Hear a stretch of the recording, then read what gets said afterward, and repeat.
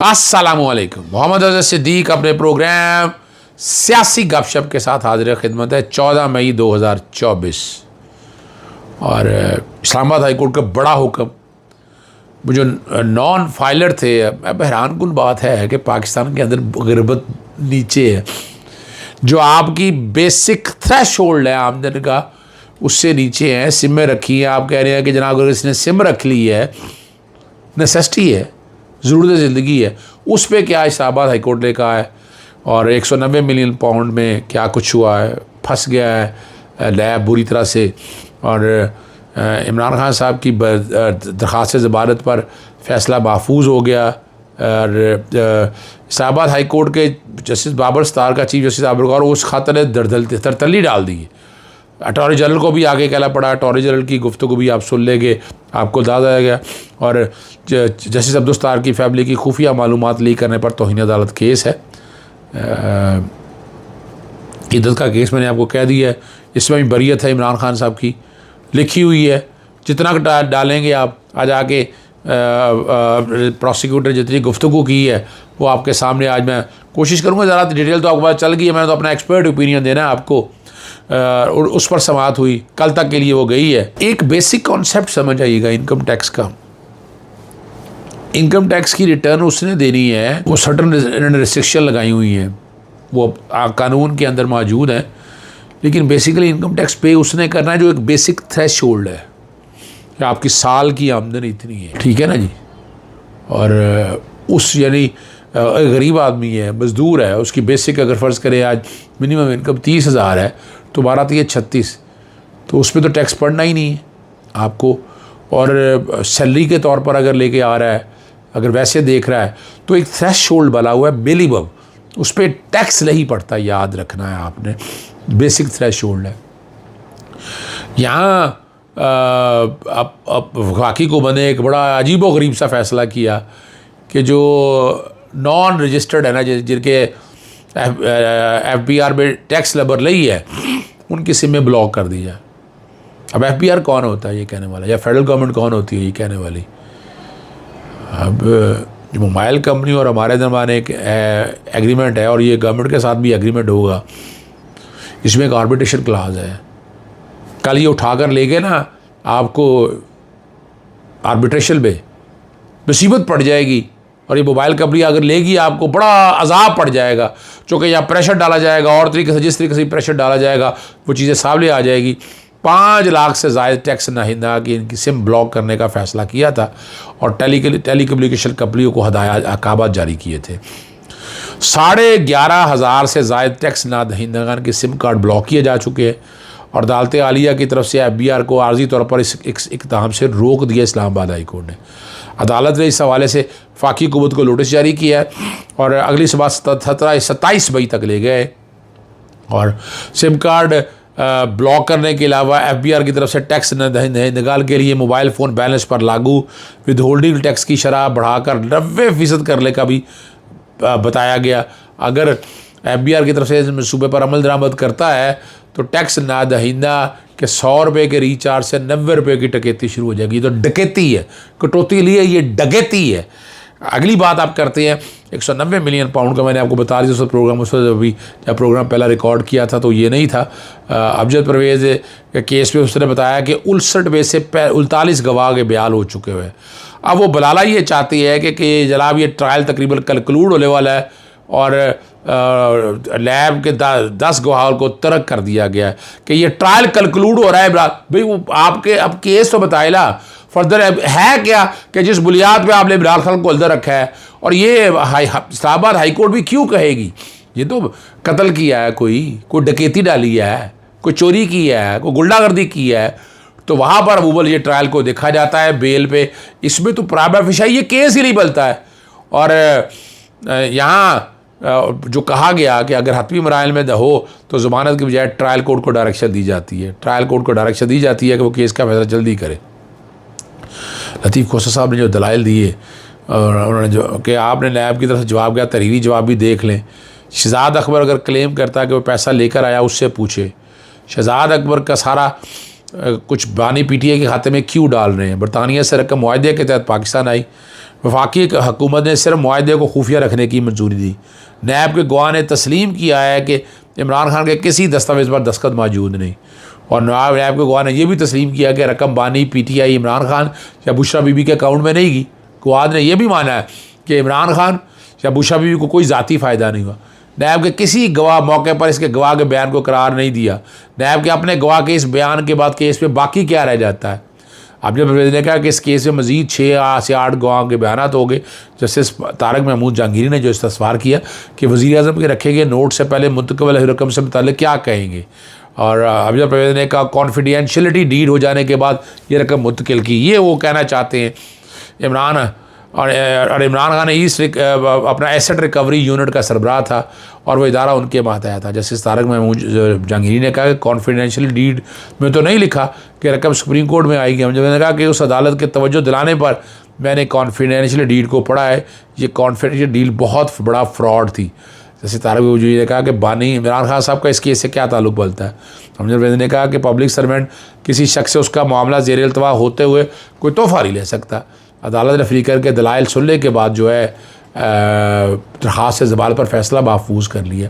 ये असूली तौर के ऊपर तो वैसे ये केस ख़त्म हो गया हुआ है। ज़मानत इमरान खान साहब की बनती है, इसको डिले करने की ज़रूरत नहीं और ना कोई डिले होना चाहिए, वरना चीफ जस्टिस आमिर फ़ारूक साहब के बारे में नॉर्मल सी ये बात ये है कि ये मामले को लटका देते हैं और फ़ैसला जल्दी ही सुनाते हैं।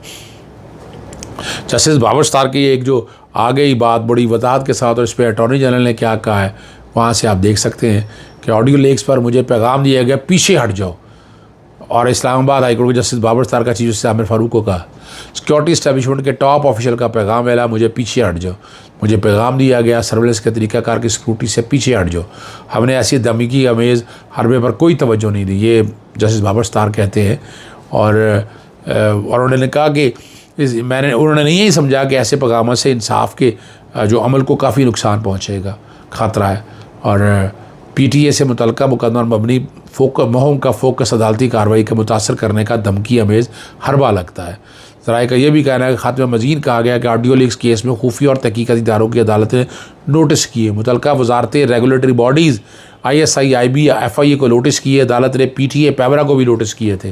और आपको याद होगा या आपको याद होना चाहिए कि इस पर दरख्वास्त दी थी उन्होंने कि जनाब आप केस से अलहदा हो जाए। सामद है, उनका कहना था कि उन जज साहब को एक मखसूस केस के हवाले से कोई पैगाम इस तरह का गया या उन्होंने समझाया कि किसी ऐसे शख्स की तरफ से गया हो जो नहीं जाना चाहिए था। मैंने सोचा कि इस चीज़ की वजाहत कर दूँ। आजकल तासुर दिया जा रहा है कि अदलिया एग्जेक्टिव के दरमियान ताल्लुकात ख़राब है। ख़त लिखने का मकसद मुदाखलत नहीं है, और ख़त का मतन सोशल मीडिया पर भी आया और मुदाखलत का तासुर दिया जा रहा है। लेकिन जो बात उन्होंने कहनी थी वो सारी बात कह दी है। अटॉर्नी जनरल जो मर्ज़ी कहते रहे। अटॉर्नी जनरल आपको याद है कि जिस दौर में तैनात हुए वो आपको समझ आ जाना चाहिए। हमारे दोस्त हैं लेकिन बड़ा मुश्किल काम है। यानी देखना, आपको आज़ाद और ख़ुद मुख्तार रहना है, वो नहीं रख सकते तो बड़ा मुश्किल है। जस्टिस मोहसिन अख्तर कियानी और जो लार्जर बेंच बैठा कि खुफिया मालूमात लीक करने पर तौहीन अदालत case, attorney general office, FIA IB ISI और पैमरा को नोटिस हो गए। जस्टिस मोहसिन अख्तर कियानी ने कहा कि हम सब इदारों को नोटिस करके रिपोर्ट मंगवाएंगे, अभी किसी की ज़रूरत नहीं है कि जज को अप्रोच करे।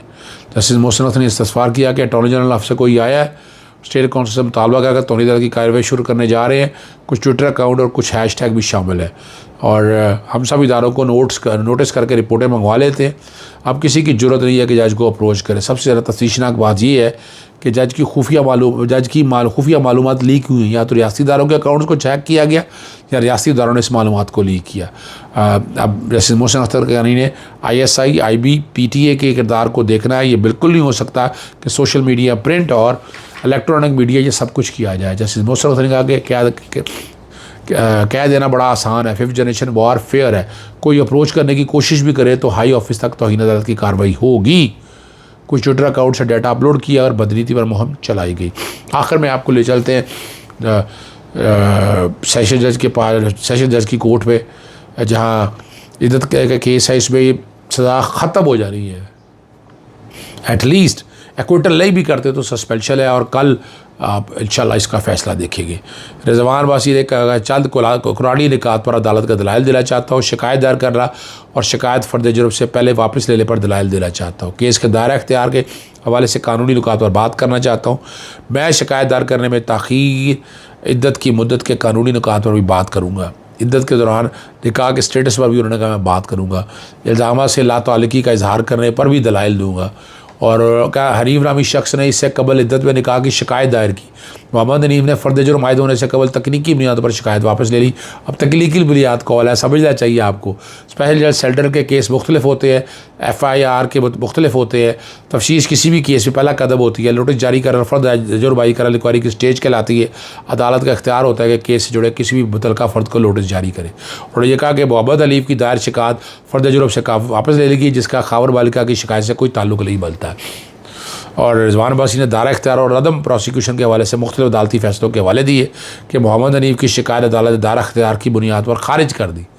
और CRPC का सेक्शन 177 दायरा इख्तियार के हवाले से बात करता है। गोयल का कहा कि फ़्रॉड शादी के बावजूद इस्लामाबाद के हदूद में इमरान खान बुशरा बीबी के साथ रहे।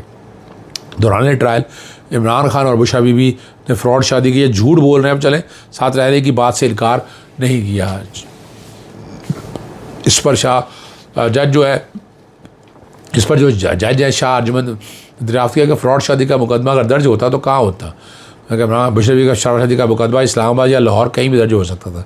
अब ये कमाल की बात है, ज़रा सुनिएगा। इमरान खान बुशरा बीबी शादी के 10 दिन अंदर लाहौर से इस्लामाबाद शिफ्ट हो गए। राजा रवाजा CPRC के मुख्तलिफ सेक्शन और फ्रॉड शादी के दायरा इख्तियार से मुतल्लिक़ आलिया दलीलों को हवाले दिए। और बहुत सी बातें उन्होंने की कि असर जहाँ पड़ा वहाँ माजी में अदालतों ने ट्रायल किए हैं। फ़्रॉड शादी एक जुर्म है, फ़्रॉड शादी के तासुरात एक अलग जुर्म है। मखसूस अरसे में फ़्रॉड शादी की शिकायत दायर करने पर कोई कानून नहीं है। अब ये लिमिटेशन की बात की तरफ ले जाते हैं। और जो वो कह रहे हैं जी मैं तफसीली बात करूँगा तो बड़ा वक्त ला सकता है। और जरा पड़ी उन्होंने सारी, 2:30 बजे से पहले उन्होंने कहा जाना है। मुझे दलाइल देने में थोड़ा सा वक्त लग सकता है। सेक्शन 494 की जो तारीफ़ है वो सिर्फ गैर कानूनी शादी नहीं बल्कि फ़्रॉड और उसके बाद गैर कानूनी शादी होती है। और उन्होंने कहा जी खबर मानकर अपनी वालदा को लेकर जाना चाहता था, बुशरा बीबी के साथ रुजू करना चाहता था। रुजू करने से पहले बुशरा बीबी और इमरान खान के दरमियान निकाह कर लिया गया। निकाह के गवाह ने अदालत के सामने बताया कि यह निकाह गैर कानूनी तौर पर हुआ। और यहाँ जो पूछा गया और रिजवान अब्बासी ने कहा कि मुझे दलाइल के लिए जो कहा कि वक्त लगेगा, सलमान राजा ने कहा मेरी सदा के केस सुन लिया जाए, कल के दिन मुझे भी किसी वक्त सिर्फ 20 मिनट का वक्त दे दीजिएगा। और उन्होंने कहा जी कल मैं मौजूद नहीं होगा, कल इनका सुन ले और इसके बाद मेरी हाज़िरी तक समाअत मुलतवी की जाए।